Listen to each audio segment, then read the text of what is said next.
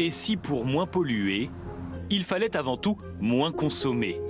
C'est en tout cas l'une des pistes avancées par la Convention citoyenne pour le climat. Pour réduire notre surconsommation, les 150 citoyens proposent avant tout d'encadrer la publicité. Là, on est mal. On est mal. Une publicité omniprésente. C'est une pub pour un supermarché, c'est ça? À la télé, la radio, dans les rues ou encore sur votre téléphone, la pub qui influence forcément notre manière de consommer. Je suis attentif, je regarde, j'ai aussi l'application, je suis sur internet, voilà, je suis quoi en fait. Quand il y a des promos, quand il y a des offres comme là pour le cric, ça valait le coup du coup. Voilà. La pub, elle peut donner envie, oui. Ouais, par exemple, une pub d'une bonne glace, on peut se dire, tiens, on a envie d'aller l'acheter, c'est sûr.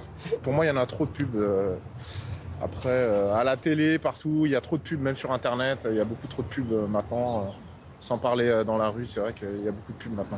Et en effet, chaque jour, nos yeux voient en moyenne 1200 messages publicitaires. Un matraquage permanent qui incite à la consommation. Preuve en est, à chaque Black Friday désormais, les mêmes images de foule venues pour profiter d'une bonne affaire.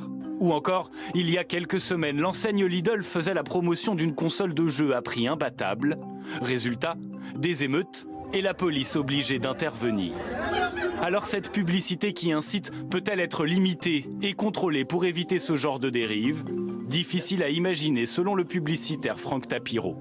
Le trop de publicité tue la publicité, ça fait des années que, je ne suis pas le seul à le dire, Jacques Séguéla le dit depuis plus de 30 ans. Moi-même, j'estime que quand il y a trop de publicité, à ce moment-là, d'abord ça ne joue pas pour les marques, parce que c'est la rareté qui est intéressante. Donc entre supprimer tous les panneaux d'affichage, encadrer la publicité, c'est-à-dire la censurer, et à la fois en mettre partout, je pense qu'il y a un juste milieu.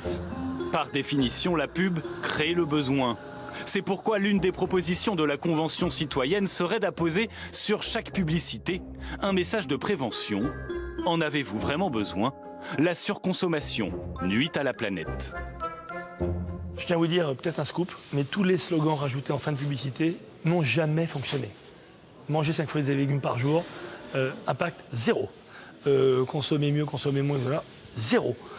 Tout ça, c'est uniquement pour de la bien-pensance, pour rassurer les gens qui se disent en hypocrisie totale, avec un déni total de réalité. Ah, comme ça, mon ami, à la fin, 5 fruits et légumes par jour, consommer mieux, ne pas pareil pour l'alcool, avec à consommer avec modération, etc. Tout ça, c'est du bidon intégral.